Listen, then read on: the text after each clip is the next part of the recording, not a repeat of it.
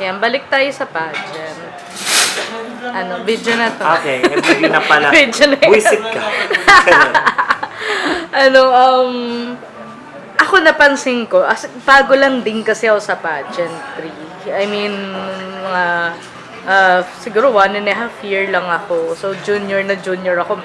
Di ba kailangan mga 20 years? Yeah. Sila Dorman, 30 years pa ata. Sila not Noli bad for you, Berioso. kasi the way you, throw Ask questions, it's good already. Hindi, siguro nasanay ako sa showbiz din. Oo.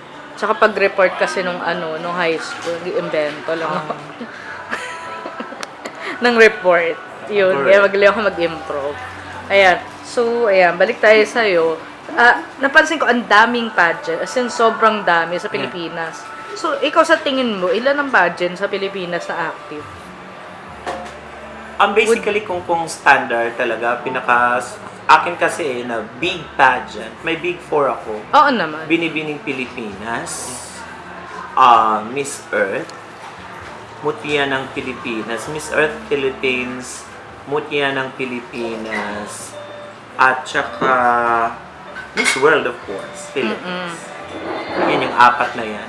Pero ngayon, naglabasan sobrang dami. May isa akong kinoach nun, Miss Tourism Philippines International. Oo. Ganun May pa misis pa yun. May ganun magkaiba pa. Oo. So, all in all, para na tayong United States of America, na may pambata, may pang middle age, may pang Totoo. teenager, mayroong Pang mga may asawa. mami na, Oo. yun. Lalaki, syempre So, male if I'm not mistaken, considering also the male pageant, ang existing ngayon is more than 40, I believe. Na-known, di ba? I mean, Yeah. iba pa yung sa provincial, tapos may mini pa yan na May minsan Miss barangay Q&A pa. Charot. Totoo. Which is, nagbukas ng oportunidad sa kakaibang klase ng timpalak, pagandahan. Pagandahan siya actually, ng sagot. Ikaw, speaking of pagandahan, ano yung sa tingin mo, what makes a person beautiful? What makes a person beautiful when he or she is sensible, specific siya sa kanyang mga gustong sabihin. Sa ako kasi mas maganda kung totoo lagi sinasabi. Mas galing sa puso, mas naiintindihan ng karamihan.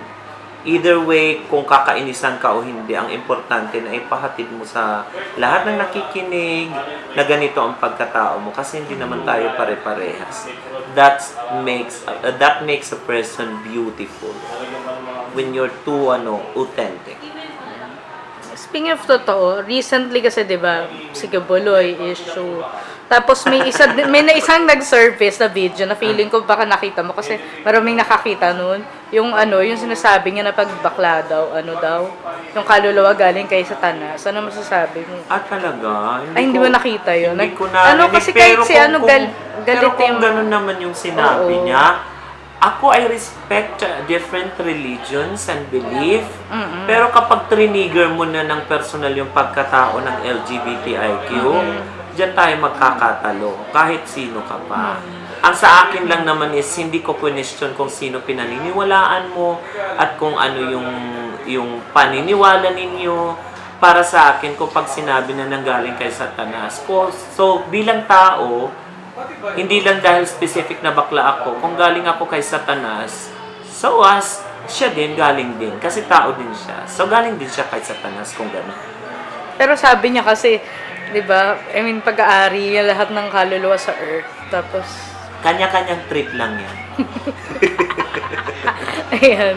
So, ikaw, anong payo mo sa, ang isa din kasi ngayon is, di ba Cinema One original season Yes. ngayon, yung film na Metamorphosis about intersex. So, sa tingin, ano yung sa tingin mo, ready na ba yung lipunan natin na, I mean, on a wider scope, mas italakayin yung ganyan na, total, accepted na yung, tomboy but not bakla. politically recognized. Not politically recognized. Unless hindi i-introduce, lahat naman yan nagsimula sa ganyan eh. Dati wala namang salitang bakla eh. Hanggat hindi sinisimulan, hanggat hindi ini-introduce, hindi magiging ready kailanman. Para bagang sinabi natin na, ay, nagkakaroon ako ng pubic hair. Ay, nagkakaroon na ako ng mga wrinkles.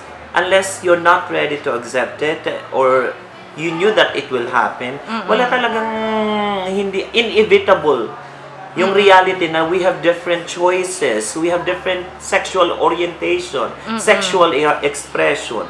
Nangyari na yun dati pa. Yun nga lang kasi, ang social norms, belief ng mga Pilipino, super duper konserbatibo pa din kahit anong modernisasyon ang dumating.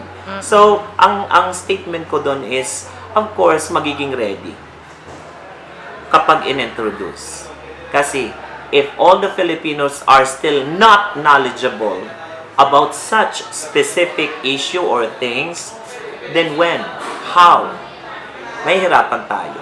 So, paano natuto gumamit ng kubyerto sa tsaka kutsara ang mga Pilipino?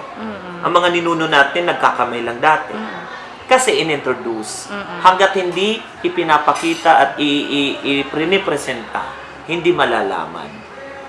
Ibig sabihin, knowledge is always power and being informative is very important. Thank you.